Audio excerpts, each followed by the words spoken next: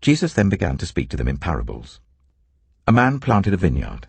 He put a wall round it, dug a pit for the winepress, and built a watchtower. Then he rented the vineyard to some farmers and moved to another place. At harvest time he sent a servant to the tenants to collect from them some of the fruit of the vineyard. But they seized him, beat him, and sent him away empty-handed. Then he sent another servant to them.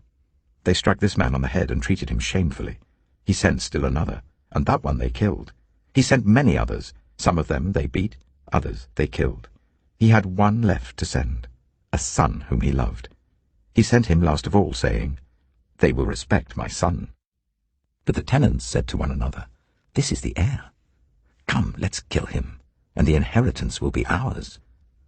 So they took him and killed him and threw him out of the vineyard.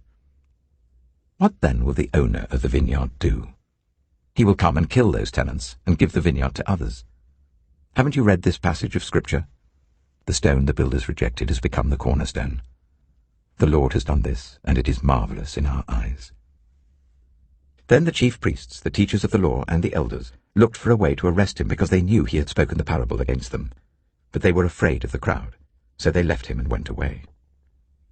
Later they sent some of the Pharisees and Herodians to Jesus to catch him in his words. They came to him and said, "Teacher, we know that you are a man of integrity. You aren't swayed by others because you pay no attention to who they are, but you teach the way of God in accordance with the truth. Is it right to pay the poll tax to Caesar or not? Should we pay or shouldn't we?" But Jesus knew their hypocrisy. "Why are you trying to trap me?" he asked. "Bring me a denarius and let me look at it." They brought the coin, and he asked them, "Whose image is this, and whose inscription?" "Caesar's," they replied. Then Jesus said to them, "Give back to Caesar what is Caesar's, and to God what is God's." And they were amazed at him. Then the Sadducees, who say there is no resurrection, came to him with a question. "Teacher," they said, "Moses wrote for us that if a man's brother dies and leaves a wife but no children, the man must marry the widow and raise up offspring for his brother. Now there were 7 brothers.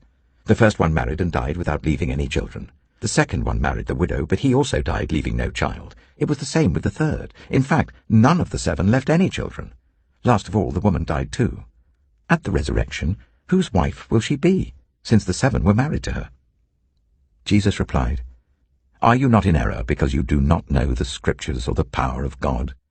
When the dead rise, they will neither marry nor be given in marriage. They will be like the angels in heaven. Now about the dead rising, have you not read in the book of Moses, in the account of the burning bush, how God said to him, 'I am the God of Abraham, the God of Isaac, and the God of Jacob'? He is not the God of the dead, but of the living.